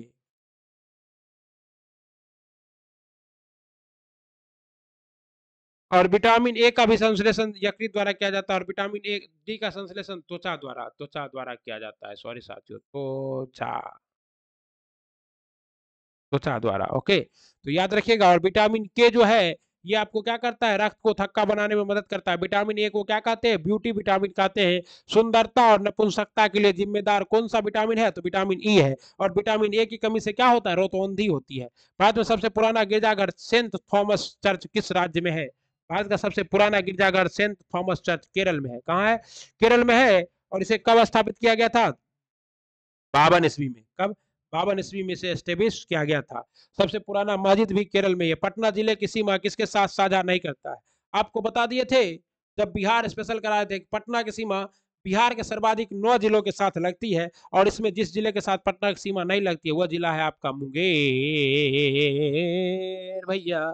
निम्नलिखित कथनों में से कौन सा सही है? निम्नलिखित कथनों में से, और मुंगेर और शेखपुरा के साथ पटना की सीमा नहीं लगती है, इसलिए आपका जवाब क्या है? ई है। क्या है? ई है। और किस किस के साथ लगता है? तो वैशाली, सारण, भोजपुर, अरवल, जहानाबाद, नवादा, नालंदा, लखीसराय, बेगूसराय, समस्तीपुर साथ ही के साथ सीमा साझा करती है। ओके, निम्नलिखित में से कौन सा सही नहीं है? कहते हैं दो उत्तरोत्तर श्रृंग अथवा दो उत्तरोत्तर गर्त के मध्य की दूरी को तरंग दैर्घ्य कहते हैं। अतः विकल्प एक को छोड़कर तरंग दैर्घ्य कहते हैं। तो ये आवृत्ति क्या है? इसको क्या कहेंगे? तरंग दैर्घ्य। बाकी सभी क्या है? सही सुमेलित है, इसलिए इसका सही जवाब क्या होगा? ई होगा साथियों। बिहार के लौंगी भुइयां, जिसे दूसरा माउंटेन मेन भी कहा जाता है, का संबंध किस जिले से है? तो बिहार का लौंगी भुइयां, जिसे दूसरा माउंटेन मेन भी कहा जाता है, इसका संबंध भी गया से। बिंबिसार ने ब्रह्मदत्त को पराजित कर कौन सा राज्य जीता था? बिंबिसार ने ब्रह्मदेव को पराजित कर अंग राज्य को जीता था। अंग की राजधानी क्या थी? चंपा थी। और अंग वर्तमान में भागलपुर के क्षेत्र को कहते थे उस समय। आइए, मोखरी शासक ने किससे प्राप्त कर मगध के अधिकांश भाग को जीत लिया था? मोखरी शासक ने किसे साथियों? दामोदर गुप्त को पराजित कर। निम्न में से कौन सा सुरक्षा बल केंद्रीय पुलिस सशस्त्र पुलिस बल सीआरपीएफ का हिस्सा है? तो सीआरपीएफ का कौन सा हिस्सा है साथियों? तो सीआरपीएफ में सभी आ जाते हैं। असम राइफल, राष्ट्रीय सुरक्षा गार्ड को छोड़कर सब आ जाता है, इसलिए इसका सही जवाब क्या होगा? ई होगा। ओके, एनएसजी सशस्त्र सीमा बल, एसएसबी, ये सभी क्या है? सीआईएसएफ केंद्रीय पुलिस बल, भारतीय तिब्बत सीमा पुलिस बल, राष्ट्रीय सुरक्षा गार्ड और सशस्त्र बल सभी क्या है? आपके केंद्रीय सशस्त्र पुलिस बल का हिस्सा है। बिहार में कन्नाट वंश के शासक हरिसिंह देव को पराजित करने वाला सुल्तान कौन था? ये सुल्तान तो थे आपके कौन? 1324 ईस्वी में किसे हराया था? गयासुद्दीन तुगलक ने। किसने? गयासुद्दीन तुगलक ने हराया था। पल्लव नरेश नंदी बर्मन तृतीय के विषय में निम्नलिखित में से कौन सा कथन सत्य है? तो पल्लव वंश नंदी बर्मन तृतीय के बारे में कौन सा कथन सत्य है? अलवार संत एवं तिलुमल पल्लव नरेश नंदी बर्मन तृतीय के दरबार में सुशोभित करते थे, अतः गठन दी क्या है, असत्य है। डी असत्य है, इसके दरबार में पेरू देवार रहते थे, नहीं, इसके दरबार में पेरू देवार नहीं रहते थे, बल्कि इसके दरबार में तिरुमल एवं नरेश नंदी बर्मन, कौन रहता था, तिरुमल और नरेश नंदी बर्मन। तो ये आपका गलत है, बाकी सब सही है, इसलिए इसका जवाब क्या होगा, ये ई होगा। बिहार के क्षेत्र में सर्वप्रथम तो कौन कौन सा होगा, नंदी बर्मन तृतीय के काल में कला व साहित्य में उन्नति हुई, कांची में मुक्तेश्वर मंदिर का निर्माण हुआ, सही है। बैकुंठ पेरुमल मंदिर का निर्माण कराया, सही है, और इसके दरबार में तिरुमल निवास करते थे, ना कि पेरू देवनार। बिहार के क्षेत्र में सर्वप्रथम कौन आए, बिहार में सर्वप्रथम कौन आया था साथियों, तो बिहार में भी सर्वप्रथम पुर्तगाली आए थे, देश में भी सर्वप्रथम पुर्तगाली आए थे। 1763 में पटना स्थित अंग्रेज की फैक्ट्री पर किसने अधिकार कर लिया था, तो कौन करेगा साथियों, 1763 में मीर कासिम ने, किसने किया था, मीर कासिम ने अंग्रेज की फैक्ट्री पर अधिकार कर लिया था। बिहार का पृथक प्रांत के रूप में गठन कब हुआ, बिहार का पृथक प्रांत के रूप में गठन आपको पता ही है, सबसे पहले 1912 में हुआ था, कब हुआ था, 1912 में, ओके। द्वितीय दरबार तृतीय दिल्ली दरबार के समय में। भारत के संविधान में पहला संशोधन किस राज्य के कारण हुआ, तो भारत के संविधान में पहला संशोधन जो है ये बिहार के कारण हुआ, क्योंकि जमींदारी प्रथा के उन्मूलन के लिए आपको संशोधन करना पड़ा था। उसके बाद आइए आगे देखते हैं, बिहार राज्य के जेपी आंदोलन या संपूर्ण क्रांति से संबंधित कौन सा कथन असत्य है। जयप्रकाश नारायण ने इस आंदोलन का नेतृत्व अपने हाथ में शर्त पर लिया कि आंदोलन शांतिपूर्ण होगा, सत्य है। बिहार में वर्तमान नेता लालू प्रसाद यादव, नीतीश कुमार, रविशंकर प्रसाद, सुशील मोदी इस आंदोलन संबंधित थे हैं, सही है। यह आंदोलन सन 1975 में इमरजेंसी लगाने के कारण हुआ था, सही है। इस आंदोलन को कांग्रेस का समर्थन प्राप्त था, इस आंदोलन को कांग्रेस का समर्थन प्राप्त नहीं था, यही क्या है आपका असत्य है। शंकरपुर नामक जगह पर टेलकॉम स्टेटाइट सॉप स्टेशन खनिज पाया जाता हुआ बिहार के किस जिले में स्थित है, यह बिहार के किस जिले में स्थित है, मुंगेर जिले में स्थित है। बिहार के सारण प्रमंडल में जिलों की संख्या कितनी है, आपको हर प्रमंडल करा दिया गया है। सारण प्रमंडल में जिलों की संख्या 3 है, सारण, सिवान और गोपालगंज। कितने जिले हैं, 3, सारण, सिवान और गोपालगंज। 2 कहाँ है, तो 2 है भागलपुर और बांका। सबसे ज्यादा किसमें है, तो सबसे ज्यादा मगध प्रमंडल में। बिहार सरकार का हर साल 23 अप्रैल को विजय दिवस के रूप में किस महान शहीद को श्रद्धांजलि अर्पित करने के लिए मनाया जाना है, यह है वीर कुंवर सिंह। वीर कुंवर सिंह को श्रद्धांजलि अर्पित करने के लिए आपको हर साल 23 अप्रैल को विजय दिवस के रूप में मनाया जाएगा, मोस्ट इंपॉर्टेंट है। गंगा के दक्षिणी मैदान में से कौन सी नदी प्रवाहित नहीं होती है, आइए देखते हैं। गंगा बिहार के बीचों बीच से बहती है, और गंगा के दक्षिणी में कौन सी नदी प्रभावित नहीं होती, तो बागमती। बागमती कहाँ प्रभावित होती है, पूर्वी भाग में प्रभावित होती है। बिहार में कांवर झील पक्षी अभ्यारण्य कहाँ स्थित है, बेगूसराय में। और ये जो है बिहार का पहला आर्द्र भूमि स्थल है, रामसर साइट है साथियों। नहरों द्वारा सबसे अधिक सिंचाई बिहार के किस क्षेत्र में होता है, नहरों द्वारा सबसे अधिक सिंचाई बिहार के रोहतास जिले में होता है। और कौन सी नहर, उत्तरी सोन नहर से। भारत का सर्वाधिक लीची उत्पादक करने वाला जिला कौन सा है, राज्य कौन सा है, तो बिहार है। लीची उत्पादन में प्रथम स्थान किसका है, बिहार है, 71% लीची। और बिहार में भी सबसे ज्यादा कौन, मुजफ्फरपुर। बिहार में रेशम उत्पादन से संबंधित तसर रेशम की इकाई कहाँ स्थित है, भागलपुर में। तसर रेशम का इकाई कहाँ स्थित है, भागलपुर में स्थित है, ओके। कहता है से कौन सा सम्मिलित नहीं है, एजेक्स सभ्यता मैक्सिको, माया सभ्यता ब्राजील, ओके। तो कहता है एजेक्स सभ्यता, इंकन सभ्यता इक्वाडोर, सही है। फारसी सभ्यता ईरान, सही है, फारसी सभ्यता ईरान। इसमें सभी क्या है, सही सुमेलित है, इसलिए आपका सही जवाब क्या होगा, ई होगा। जनगणना 2011 के अनुसार बिहार के सबसे कम जनसंख्या घनत्व वाले जिले का सही क्रम कौन सा है। आपको जब हम करा रहे थे तो डिटेल में करा दिए थे कि सबसे कम जनसंख्या कहाँ है, कैमूर में, उसके बाद कहाँ है, जमुई में, उसके बाद कहाँ है आपका, उसके बाद आपका कहाँ है साथियों, तो उसके बाद है आपका बांका में, और उसके बाद है आपका पश्चिम चंपारण। तो सही जवाब है कैमूर, जमुई, बांका और पश्चिम चंपारण। जनसंख्या घनत्व के मामले में ये क्या है, सबसे कम जनसंख्या घनत्व जमुई कैमूर में, उसके बाद जमुई, उसके बाद बांका, उसके बाद पश्चिम चंपारण। क्षेत्रफल की दृष्टि से सबसे बड़ा जिला कौन है, पश्चिम चंपारण, ओके। ओके गुरुजी, मजा आ रहा है, पढ़ लीजिए। राजगीर के गुरदकूट पर्वत पर मगध के किस शासक को भगवान बुद्ध ने बौद्ध धर्म से दीक्षित किया था, किसे, तो बिंबिसार को। किसे, बिंबिसार को। बिंबिसार को गुरदकूट पर्वत पर उन्होंने अपने समकालीन मगध नरेश बिंबिसार को बौद्ध धर्म की दीक्षा दी थी। पावापुरी में स्थित कमल रूपी तालाब के बीच निर्मित जल मंदिर का संबंध किससे है, बताइए। पावापुरी का संबंध किससे होगा, जैन धर्म से। पावापुरी में इस और पावापुरी कहाँ स्थित है? वैशाली में स्थित है। ओके, आइए 5 अंकों की सबसे बड़ी संख्या का पता लगाइए जो 2, 7, 9, 11, 13 और 15 से विभाज्य हो।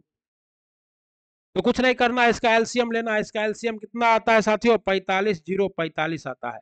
और ये नहीं है ऑप्शन में तो इसका डबल आएगा, और इसका डबल क्या होगा? 990। क्या होगा?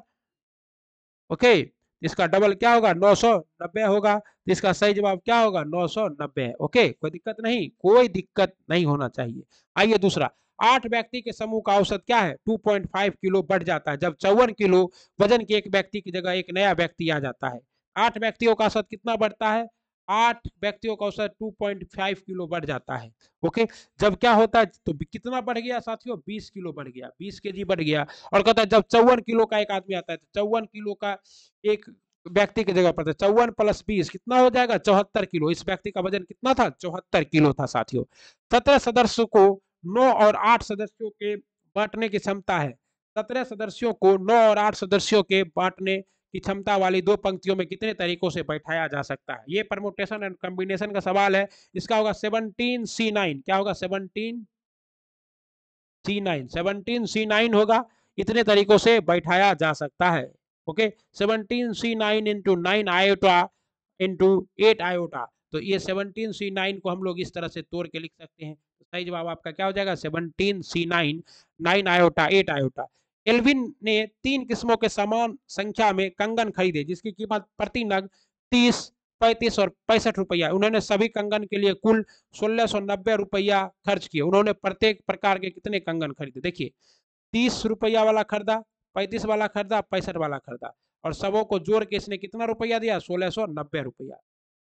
कितने एक वाला उसने कितना खरीदा? तो आप इसको कह दीजिए 35x प्लस कितना x प्लस इतना x बराबर कितना? इतना। और x का मान निकालिए 130, x बराबर 1690 होगा। x का मान कितना आएगा? 13। तो 13 सबसे पहला क्या होगा? 13। x का मान कितना आया? 13। तो प्रत्येक तरीके से उसने कितने कंगन खरीदे? 13 कंगन। कहता 8 इंटू 9 प्लस 3 इंटू 12 प्लस 3। तो देखिए सबसे पहले कौन सी ब्रैकेट को सॉल्व करते हैं? छोटी ब्रैकेट। तो यहाँ 81/9 है, क्या आ जाएगा? 9। यहाँ से क्या आ गया? 9 आ गया। इसको सॉल्व करना, 9 8 72 प्लस बर्तिया बरगवन 36 बरगवन 36, तो 36 72 प्लस 36 प्लस ये क्या है? 3। ये एक ब्रैकेट में है, इसको आप आराम से क्या कीजिए? जोड़ दीजिए। 72, 36 और 3, तो 6, 3, 9, 2, 11 के 1, बाकी कितना? 1। और 7, 3, 7, 3, 10, 1, 7, 3, 10, 1, 11। इतना बटे में आपका क्या होगा? 12 गुना 3, 12 36 प्लस 9, 36 प्लस 9, यहाँ जोड़ दीजिए 36 प्लस 9, और इसको जोड़ के आपको क्या करना है? भाग करना है। भाग कीजिएगा, आपका क्या होगा? सही आंसर आ जाएगा। इसका सही आंसर कितना है? सही आंसर है साथियों आपका डी नंबर 2.46। ओके, कोई दिक्कत नहीं होने वाला है। 45 111/45 को आप लोग कर देना है आंसर। ओके, आइए 128 नंबर।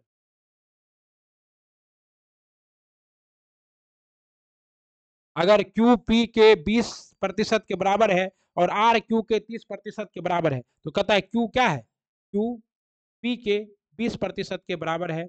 ओके, और कहता है क्या चीज? आर जो है क्यू के 30% के बराबर है। तो दोनों के बीच क्या संबंध है? तो आप कुछ नहीं कर सकते हैं। दोनों को क्या कीजिए? 20% के बराबर है, यानी कि 20/100 पी, यानी कि 20% का मान क्या होता है? 1/5 पी एक हो जाएगा, और 1/5 पी, और दूसरा क्या हो जाएगा? 3/10 क्यू।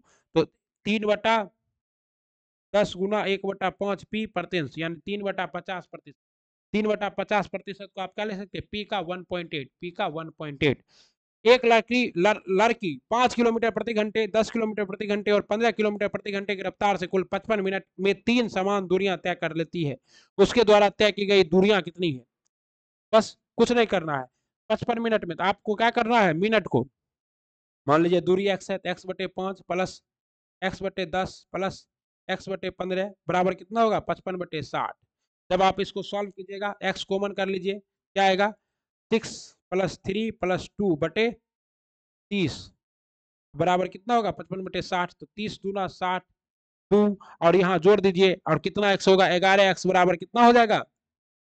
11x बराबर 55/2, और आप इसको घटाइएगा, 11 से काट दीजिए, 11 × 55, एक्स का मान कितना आएगा 5/2, और 5/2 का मान कितना आता है साथियों, 5/2 किलोमीटर है, और 5/2 है, और इसको 3 से गुना कर दीजिए, 3 गुना 5/2, तो 15/2, और 15/2 का मान कितना आएगा 7.5 किलोमीटर, सही जवाब है। यदि दिसंबर 15, 2005 को शनिवार था, तो दिसंबर 15, 2004 को कौन सा दिन होगा? समझ में आ रहा है, कोई दिक्कत नहीं है। कहता है वर्ष 2005 कैसा वर्ष है, लीप वर्ष नहीं है। अतिरिक्त दिनों की संख्या कितनी है, 1 है। 15 दिसंबर 2005 से क्या है, 1 है, अतः 15 दिसंबर 2005 का दिन शनिवार होगा, और 15 दिसंबर 2024 का दिन शनिवार -1 क्या होगा, शुक्रवार होगा। शनिवार -1 क्या होगा, शनिवार -1 शुक्रवार होगा। एलिस, बॉब और चार्ली एक कंपनी में भागीदार हैं। एक विशेष वर्ष के दौरान एलिस को लाभ का 1/3, एलिस को कितना मिला, एलिस को 1/3 मिला, ओके। बॉब को लाभ का 1/4 मिला, और चार्ली को शेष मिला, 1/3 1/4, 1/3 प्लस 1/4, 4 और 3 कैल्शियम 12 है, यहाँ कितना होगा 4 + 3, 7/12 इसको मिल गया, तो इस शेष कितना मिला, इसको 5/12 मिला। तो 5,000 रुपया में एलिस का हिस्सा कितना होगा, तो टोटल कितना है हिस्सा, टोटल है आपका 12, और एलिस का पार्ट कितना है, तो एलिस का पार्ट है 4, एलिस का पार्ट क्या है 4/12। अब बस कुछ नहीं करना है, क्या करना है आपको 5,000 गुना 4/12 कर देना है, और आंसर निकाल लेना है। क्या करना है, 5,000/12 कर देना है, और आंसर निकाल लेना है, ओके। 5,000 एलिस, एलिस कहाँ है, हाँ एलिस के लाभ का 5,000 गुना, अच्छा क्या है, चार्ली को शेष मिला जो कि, अच्छा चार्ली, सॉरी सॉरी, 7/12 का वैल्यू कितना है, 7/12 का वैल्यू है 5,000। अब इसका वैल्यू 12×5 = 60, 60,000/7, ये क्या है आपका कुल पैसा है 60,000/7, और इसमें आपको इसको कितना मिलता है, तो इसको मिलता है 3/12, तो इसको 12×5 = 60, 5,000 और 7×21, क्रॉस मल्टीप्लिकेशन 21 बटे इतना, तो इसका सही जवाब क्या होगा, आपको इसको सॉल्व करना होगा, ओके। क्या आ जाएगा सही जवाब, सी आ जाएगा, 4,000 रुपया मिलेगा इसको, ठीक ना। बता, एक थैले में 350 रुपये की राशि 4:5 क्या है, तो 4x + 5x + 7x है, तो 4x गुना 25, 4x गुना क्या होगा 25/100, सबको पैसा में बदल देंगे, प्लस 5x गुना क्या होगा 10/100, प्लस 7x गुना 50/100, बराबर कितना होना चाहिए 305 होना चाहिए। इसको सॉल्व करेंगे, x को कॉमन कर लेते हैं, बराबर कितना बच जाएगा आपका साथियों, 2 + 1 + 7/2, यानी कि 10x/2, और 10x/2 को 10 से इसको काट देना है, x का मान कितना आ जाएगा 61 आ जाएगा, एगो होगा 61 गुना 4, 61 गुना 4 कितना आता है 244, आपका सही जवाब क्या आएगा, x का मान कितना आ रहा है इसमें 61 आ रहा है, ठीक ना। इसको सॉल्व करना है। किसी नदी को विश्व की सबसे कमजोर वाटर टावर में से एक के रूप में चयनित किया गया है, किस नदी को विश्व की सबसे कमजोर, तो ये है आपका सिंधु नदी। नीदरलैंड के शोधकर्ताओं द्वारा किए गए हालिया अध्ययन के अनुसार भारत पाकिस्तान के बीच से होकर बहने वाली सिंधु नदी को भारत की सबसे कमजोर वाटर टावर के रूप में विकसित किया गया। भारत में सैटेलाइट फोन का इस्तेमाल करने वाला पहला राष्ट्रीय उद्यान कौन बन गया, जिम कॉर्बेट नेशनल पार्क। आपको पता है जिम कॉर्बेट नेशनल पार्क कहाँ स्थित है, आसम में स्थित है। Corbett national park Uttarakhand, sandal peak national park Andaman और निकोबार, और Bandhavgarh national park Madhya Pradesh, okay. पता है भारत के किसके साथ कनेक्टिविटी पार्टनरशिप शुरू किया, जिसका उद्देश्य परिवहन, ऊर्जा, डिजिटल और लोगों के बीच संपर्क पर सहयोग को क्या करना है, बढ़ावा देना है। तो भारत ने किसके साथ स्टार्ट किया है, यूरोपीय संघ के साथ स्टार्ट किया है, ओके। कहता है राष्ट्रपति ने किस विधानसभा के शताब्दी वर्ष समारोह के अवसर पर संबोधित किया है, राष्ट्रपति किसके तहत, कौन विधानसभा, ये बिहार विधानसभा को संबोधित किया था। कब आया था 2021 में, 21 अक्टूबर 2021 को, 21 अक्टूबर 2021। कौन सा देश नैनो यूरिया का वाणिज्य उत्पादन करने वाला दुनिया का पहला देश बना है, नैनो यूरिया का उत्पादन करने वाला दुनिया का पहला देश बना है आपका प्यारा भारत। और नैनो यूरिया गुजरात में इसका संयंत्र स्थापित किया गया इफ्को द्वारा। नेशनल मोनेटाइजेशन पाइपलाइन एनएमपी योजना किसने लॉन्च किया है, नेशनल मोनेटाइजेशन एमपी योजना को लॉन्च किया है निर्मला सीतारमन ने। इनमें से किस महत्वपूर्ण अंतर्राष्ट्रीय संस्था ने हाल ही में भारत को अपना पूर्णकालिक सदस्य बनाने को आमंत्रित किया है, यह संस्था कौन है साथियों, जो भारत को पूर्णकालिक सदस्य बनाने के लिए आमंत्रित किया है, यह संस्था है आपका साथियों अंतर्राष्ट्रीय ऊर्जा एजेंसी। किस संस्था द्वारा वैश्विक जलवायु जोखिम सूचकांक जर्मन वॉच के द्वारा, किसके द्वारा जारी किया जाता है, जर्मन वॉच के द्वारा जारी किया जाता है। और इस बार भारत का रैंक कितना है, तो भारत 7वें स्थान पर है। भारत कितने स्थान पर है, 7वें स्थान पर है। और प्रथम स्थान किसे मिला है, जर्मन वॉच के द्वारा जो है 16वां संस्करण है। और प्रतिवर्ष पर जर्मन वॉच जर्मनी स्थित एक स्वतंत्र क्या है, विकास और पर्यावरण संगठन है, जो सतत विकास के लिए योजना प्रस्तुत करते हैं। जलवायु जोखिम सूचकांक 2020 में भारत को 5वां स्थान मिला था, 21 में 7वां मिला है। वनस्पति बृहस्पति ट्रोजन सूत्रग्रह का पता लगाने के लिए नासा द्वारा किस मिशन को लॉन्च करने की घोषणा की गई है, तो नासा द्वारा मिशन लूसी लॉन्च किया जाएगा। तो डिटॉक्सिंग पायलट प्रोजेक्ट किस नदी से संबंधित है, डिटॉक्सिन पायलट प्रोजेक्ट जो है यह किस नदी से संबंधित है, तो लूखा नदी से। किससे, लूखा। किस संस्थान द्वारा यूकोलॉजी थ्रेस्ट रिपोर्ट जारी किया जाता है, यूकोलॉजी थ्रेस्ट रिपोर्ट किसके द्वारा जारी किया गया है, यूकोलॉजी थ्रेस्ट रिपोर्ट जारी किया गया है साथियों आपका किसके द्वारा, Institute of Economics and Peace के द्वारा। हाल ही में अब्दुल कादिर खान का निधन हो गया, यह कौन थे, मोस्ट इंपोर्टेंट सवाल है। हाल ही में अब्दुल कादिर खान का निधन हो गया, ये थे एक पाकिस्तान के परमाणु वैज्ञानिक। निम्नलिखित में से किस नेशनल पार्क का नाम बदलकर रामगंगा राष्ट्रीय नेशनल पार्क करने का प्रस्ताव किया गया है, तो ये है आपका जिम कॉर्बेट नेशनल पार्क, क्योंकि यहाँ से कौन सी नदी बहती है, रामगंगा।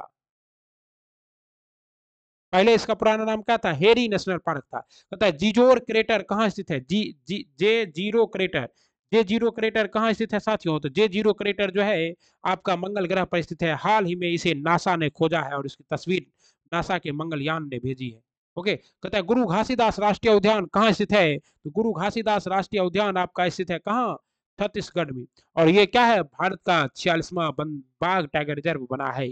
भारत के किस देश के साथ मिलकर संयुक्त सैन्य अभ्यास अजय वॉरियर को अंजाम दिया है, यूनाइटेड किंगडम के साथ। अजय वॉरियर किसके साथ होता है, यूनाइटेड किंगडम के साथ होता है। बस 2021 में भारत की किस समिति ने अपनी स्थापना के 100 वर्ष पूरे किए हैं, यह कौन सी समिति है साथियों, लोक लेखा समिति। लोक लेखा समिति को 1921 में गठित किया गया था। कब इसे गठित किया गया था, 1921 में गठित किया गया था। और लोक लेखा समिति के जो अध्यक्ष हैं वो हमेशा कौन होते हैं, तो वो हमेशा होते विपक्ष के नेता। लोकसभा में विपक्ष के नेता अधीर रंजन चौधरी जी हैं। और लोक लेखा समिति में 15 और 7 का अनुपात होता है, ठीक है ना, 15 लोकसभा के साथ। प्रकलन समिति में कुल 30 सदस्य होते हैं। ओके, निम्नलिखित में से किस संस्था द्वारा एशियाई शक्ति सूचकांक जारी किया जाता है, ये किस संस्था द्वारा जारी किया जाता है, ये जारी किया जाता है सिडनी स्थित लेवी इंस्टीट्यूट द्वारा। ये कहाँ स्थित है, सिडनी। सिडनी कहाँ है, सिडनी कहाँ स्थित है, ऑस्ट्रेलिया में स्थित है। तो ये था साथियों आज आपका मोस्ट इंपॉर्टेंट सेट नंबर 1 पूरा डिटेल के साथ, एकदम डिटेल से दबा के कर दिए हैं। कोई दिक्कत होगा तो आप लोग कमेंट बॉक्स में कमेंट कीजिएगा। और आप देख रहे थे बीपीएससी शिक्षक भर्ती 2023 को लेकर द बेस्ट मॉडल पेपर, पूर्णतः बीपीएससी के नए पैटर्न पर आधारित। Number 1 Bihar math, Bihar GK, GK GS, EVS गुरुजी, तब बड़े के बाद पीआरटी के लिए रामबाण सीरीज। अब अगर आप लोग अभी तक जुड़े हैं, दिल से आपका धन्यवाद। महादेव से दुआ करते हैं कि जो भी साथी हमारे इस वीडियो को पूरा देखे हैं उनका गुरुजी बनने का सपना 100% साकार हो। Thanks for watching Sarvesh classes KGG. Please like, subscribe and share and WhatsApp me if you have any problem. Please connect with Telegram and share and you are joining with me in Instagram. Thank you very much. मिलते हैं अगले video में, तब तक पढ़ते रहिए, बढ़ते रहिए। बहुत बहुत धन्यवाद। राधे राधे, वंदे मातरम। ओके।